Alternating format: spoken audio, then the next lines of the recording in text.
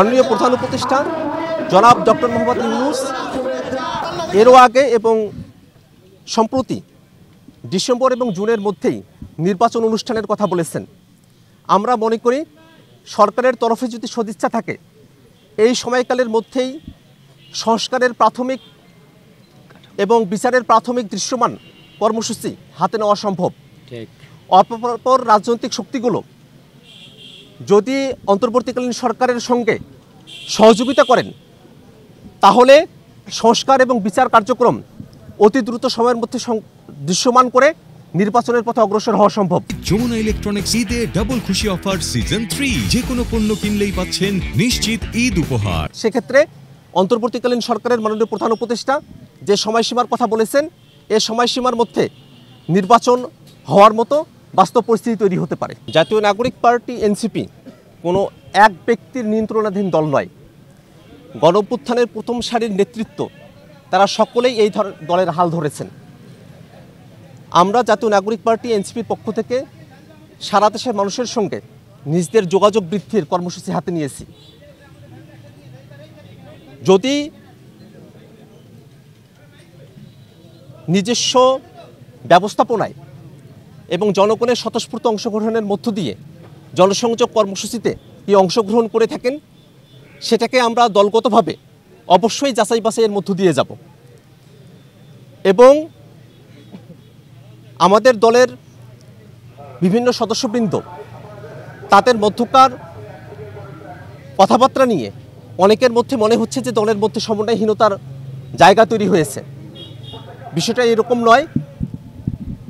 আমরা দলের যারা শীর্ষ নেতৃবৃন্দ আছি এবং কেন্দ্রীয় সদস্যবৃন্দ সারা দেশের নেতৃবৃন্দ সকলের সঙ্গে আমাদের নিয়মিত যোগাযোগ আছে। আমরা সকলে মিলে নতুন যে বাংলাদেশ বিনির্মাণের স্বপ্ন দেখি, আমরা যে রাজনীতির শপথ নিয়েছি সেই রাজনীতির পক্ষেই আমরা কাজ করে যাচ্ছি। আওয়ামী লীগ এবং জাতীয় পার্টি যোগ সাজশে বাংলাদেশে পরপর তিনটা দামি নির্বাচন, বাংলাদেশে প্রহসনের নির্বাচন অনুষ্ঠিত হয়েছে। আওয়ামী লীগ এবং জাতীয় পার্টির যোগ সাজশেই বাংলাদেশের মানুষ দীর্ঘ সময় ধরে গণতন্ত্রের আবহ থেকে তারা পরিপূর্ণভাবে বঞ্চিত ছিল। বাংলাদেশের মানুষ দীর্ঘ সময় ধরে যে ফেসিবাদের জাতাকলে পিষ্ট ছিল তার পিছনে সবথেকে বড় শক্তি ছিল এই আওয়ামী লীগ এবং জাতীয় পার্টি। বাংলাদেশে 2024 সালে যে গণহত্যা সংঘটিত হয়েছে এই গণহত্যার প্রকাশ্য মদতদাতা সংগঠন আওয়ামী লীগ এবং তাদের দোসর হচ্ছে এই জাতীয় পার্টি। বাংলাদেশে পিলখানা হত্যাকাণ্ড, 2013 সালের হত্যাকাণ্ড, শাপলা হত্যাকাণ্ড, মোদী বিরোধী আন্দোলনের হত্যাকাণ্ড, জুলাই অভ্যুত্থানের যে হত্যাকাণ্ড, প্রত্যেকটা হত্যাকাণ্ডেই ব্যক্তি হিসাবে আওয়ামী লীগের নেতাকর্মী এবং দল হিসেবে আওয়ামী লীগ সরাসরি জড়িত। যারা গণহত্যার আঞ্জাম দেয়, যারা বাংলাদেশের মানুষের উপরে মানবতা বিরোধী অপরাধ চাপিয়ে দেয়, যারা বাংলাদেশের গণতন্ত্রকে লুণ্ঠন করে নিয়ে গেছে, এই শক্তি কোনোভাবেই গণতন্ত্রের পক্ষে শক্তি নয় এবং গণতন্ত্রকামী কোনো মানুষ এবং গণতন্ত্রকামী কোনো দেশ কোনোভাবেই কোনো ফেসিবাদী শক্তিকে তাদের দেশে রাজনীতি করতে দেওয়ার অধিকার দেয় না।